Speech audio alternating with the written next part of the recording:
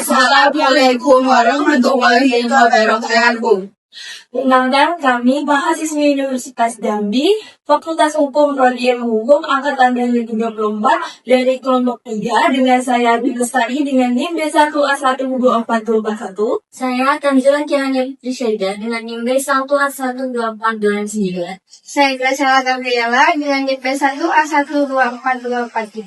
Saya Zafira Sarah Revi dengan NIM B1A1242240. Saya Revila Pansam Domisia dengan NIM B1A1242270. Saya Sabita Haskia Rahma dengan NIM B1A1242267. Pada video kali ini kami akan membahas materi mengenai HGB atau hak guna bangunan, serta kami akan mewawancarai salah satu pegawai notaris yang ada di Kota Jambi. Video kali ini kami buat memenuhi tugas kuliah hukum agraria dengan dosen pengampu Ibu Dr. Arya Budianti, SHM. Selamat menyaksikan. Assalamualaikum warahmatullahi wabarakatuh. Jadi di sini saya bersama dengan salah satu pegawai di salah satu kantor notaris di Kota Jambi. Sebelum itu perkenalkan, nama saya Tanzila Kiranya Putri Syeda dengan Kak siapa? Rati. Saya Rati dari salah satu karyawan notaris di Kota Jambi. Jadi saya hari ini tuh mau mewawancarai terkait tentang hak guna bangunan. Nah, jadi tuh pertanyaannya Kak, yang pertama langsung aja, bagaimana sih perbedaan mendasar antara HGB dengan hak milik dalam konteks kepastian hukum bagi pemegang haknya? Kalau untuk sertifikat hak guna bangunan dengan sertifikat hak milik itu sebenarnya pada dasarnya legal ya. Terus bedanya cuman kalau kita di sertifikat hak guna bangunan itu ada masa berlaku sertifikat.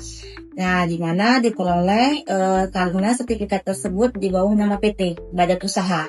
Nah, dikarenakan badan usaha itu otomatis setiap pemilik yang selanjutnya akan memiliki sertifikat dan setelah selesai balik nama itu wajib melakukan peningkatan hak.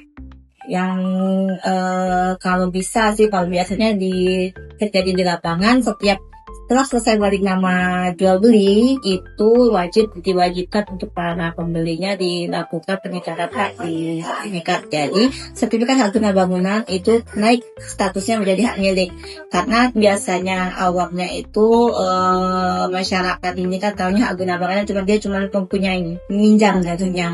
Nah, jadi disarankan memang harus dilakukan hak milik, dinaikkan di sertifikat seperti itu. Oke, yang selanjutnya Kak, nah dalam praktik kenotariatan, seberapa sering sih masyarakat awam tuh salah memahami status hak guna bangunan sebagai hak kepemilikan penuh?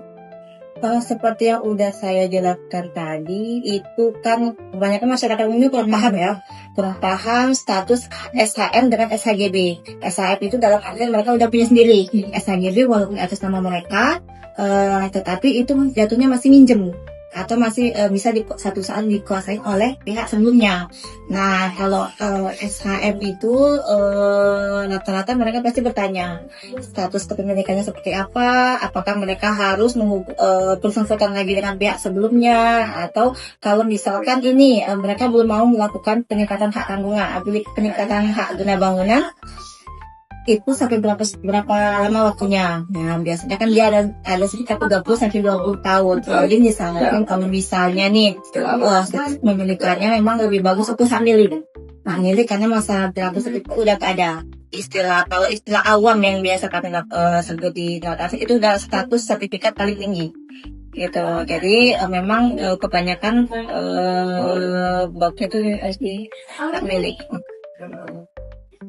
Pertanyaan terakhir nih Kak, apakah digitalisasi pertanahan dan integrasi dengan Kementerian ATR BPN itu berdampak signifikan terhadap efisiensi kerjanya notaris Kak? Untuk sekarang sebenarnya jauh lebih signifikan ya. Pertama dalam masalah prosesnya juga lebih cepat karena mereka udah digital, terus itu citatannya juga udah lengkap gitu kan. Paling di masyarakat awamnya aja yang masih banyak kurang pemahaman atau sosialisasinya lebih kurang dari pihak BPN atau dari BPN-nya gitu. Cuma kalau untuk efisiensi dalam proses mungkin di pihak notaris itu terbilang lebih mudah. Nah, karena itu tadi udah online banyak kan, berarti tidak karena yang bakal diproses itu sebelumnya sudah melakukan sitata gitu. Biasanya kalau untuk yang lebih jelasnya untuk sitata dan segala macam itu bisa dari kantor BPN. Cuma untuk efisiensi pengerjaan dan proses itu lebih cepat daripada sertifikat analog atau manual dan lebih pembuku gitu. Mungkin itu aja sih Kak yang mau kami tanyain. Makasih banyak ya Kak udah bersedia diwawancarain, dan makasih juga untuk jawabannya yang sangat memuas kalian. Kami pamit Kak. Assalamualaikum warahmatullahi wabarakatuh. Yang pertama adalah pengertian hak guna bangunan. Dalam pasal 35 ayat 1 UU PA Junto pasal 1 angka 1 Peraturan Pemerintah Nomor 40 Tahun 1996 diatur mengenai pengertian hak guna bangunan. Pasal 35 ayat 1 UU PA menentukan bahwa hak guna bangunan adalah hak untuk mendirikan dan mempunyai bangunan-bangunan atas tanah yang bukan miliknya sendiri dengan jangka waktu paling lama 30 tahun. Berdasarkan pasal 1 angka 1 Peraturan Pemerintah Nomor 40 Tahun 1996, pengertian hak guna bangunan yaitu hak guna usaha, hak guna bangunan, dan hak pakai adalah hak atas tanah sebagaimana yang dimaksud dalam Undang-Undang Nomor 5 Tahun 1960 tentang Peraturan Dasar Pokok-pokok Agraria. Dalam hal ini, pemilik bangunan berbeda dari penguasa atas tanah di mana bangunan tersebut didirikan. Ini berarti seorang pemegang hak guna bangunan adalah berbeda dari pemegang hak milik atas sebidang tanah di mana bangunan tersebut didirikan. Atau dalam konotasi yang lebih umum, pemegang hak guna bangunan bukanlah pemegang hak milik dari tanah di mana bangunan tersebut didirikan. Dari penjelasan 3 dalam UU PA, maka hak yang dipunyai oleh pemegang hak sangatlah terbatas, oleh karena didirikan di atas tanah yang bukan haknya. Jadi, hanya terjadi sepanjang waktu tertentu. Tidak seperti halnya dengan hak milik yang haknya adalah terpenuh di antara hak-hak yang atas tanah.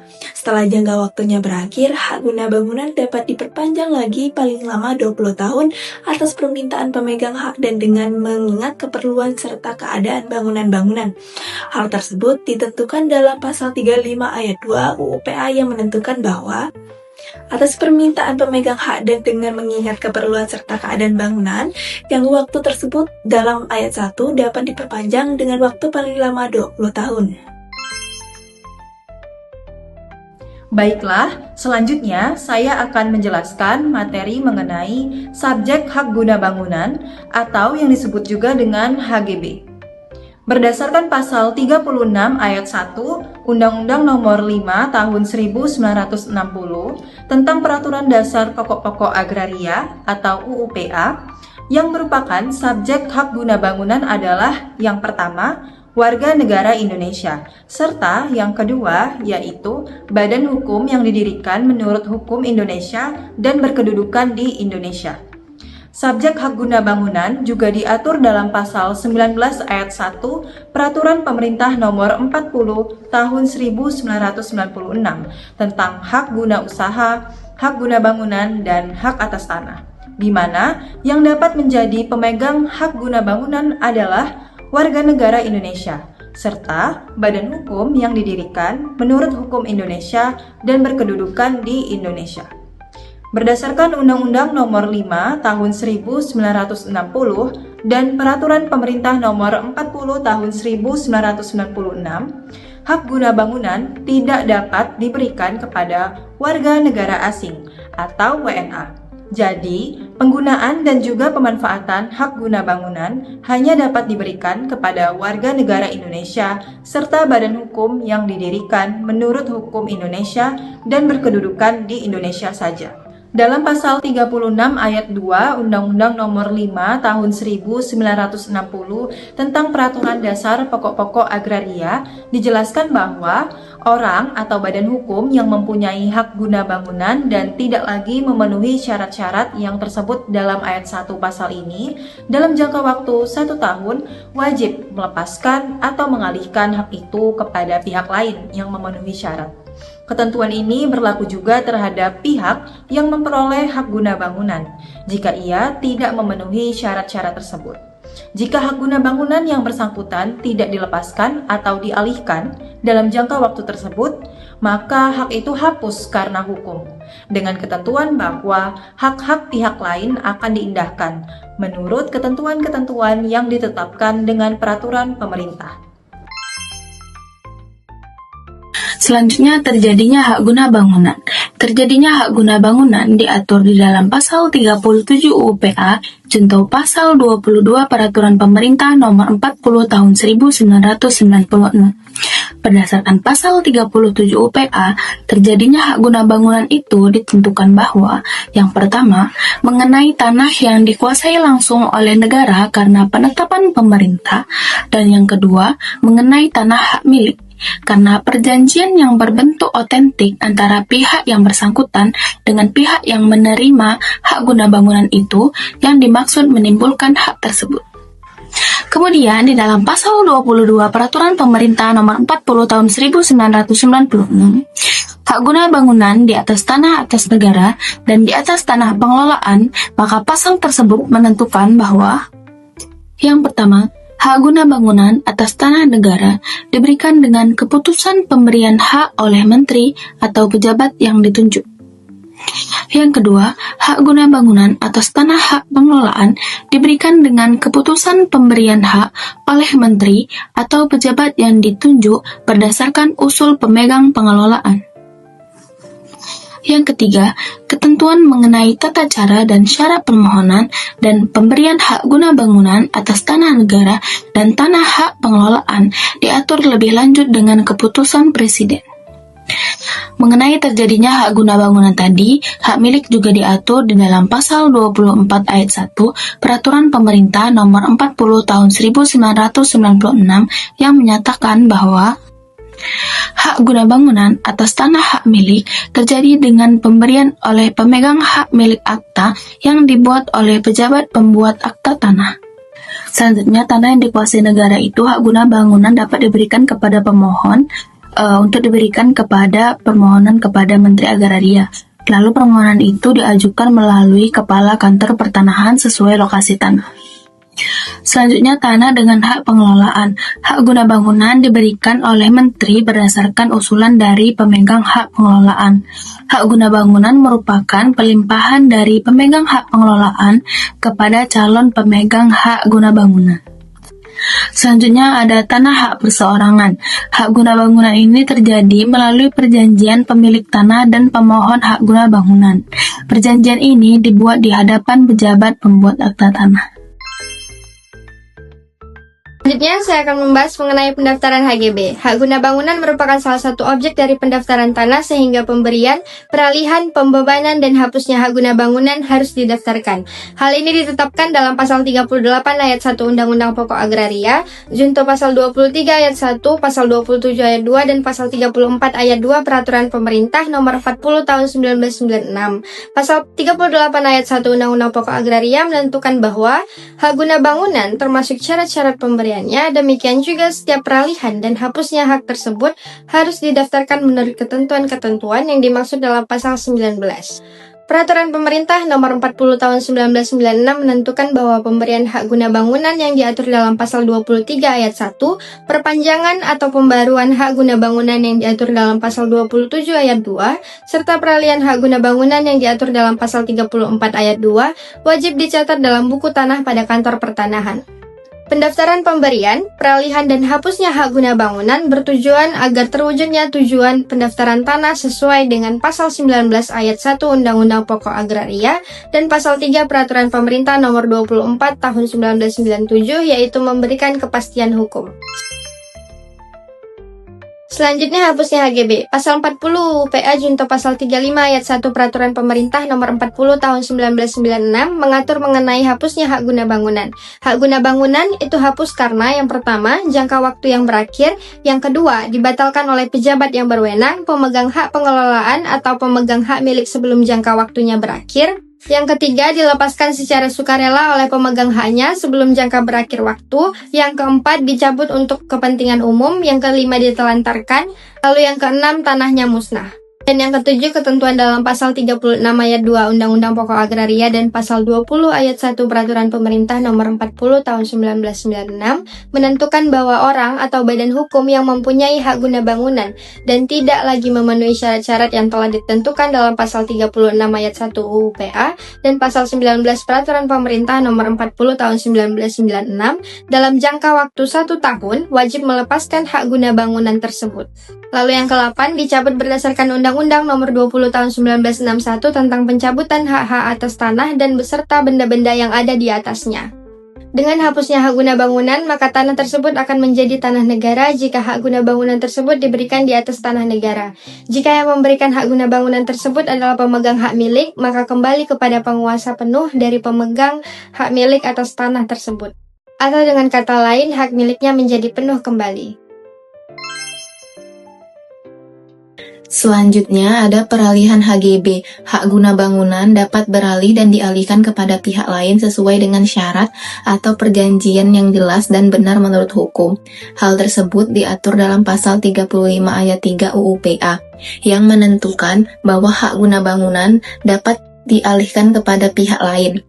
Kata beralih dan dialihkan memiliki arti bahwa berpindahnya hak guna bangunan dari subjek hak guna bangunan kepada subjek hak guna bangunan lain mengakibatkan hapus atau tidaknya hak guna bangunan tersebut karena adanya peristiwa hukum atau perbuatan hukum.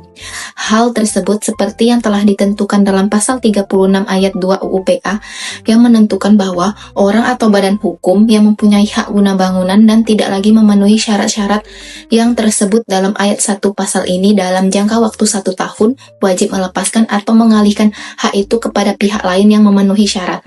Ketentuan ini berlaku juga terhadap pihak yang memperoleh hak guna bangunan. Jika ia tidak memenuhi syarat-syarat tersebut, jika hak guna bangunan yang bersangkutan tidak dilepaskan atau dialihkan dalam jangka waktu tersebut, maka hak itu hapus karena hukum dengan ketentuan bahwa hak-hak lain akan dipindahkan menurut ketentuan-ketentuan yang ditetapkan dengan peraturan pemerintah.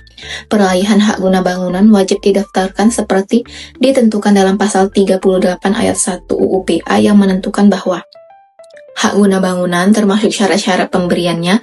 Demikian juga setiap peralihan dan hapusnya hak tersebut harus didaftarkan menurut ketentuan yang dimaksud dalam pasal 19.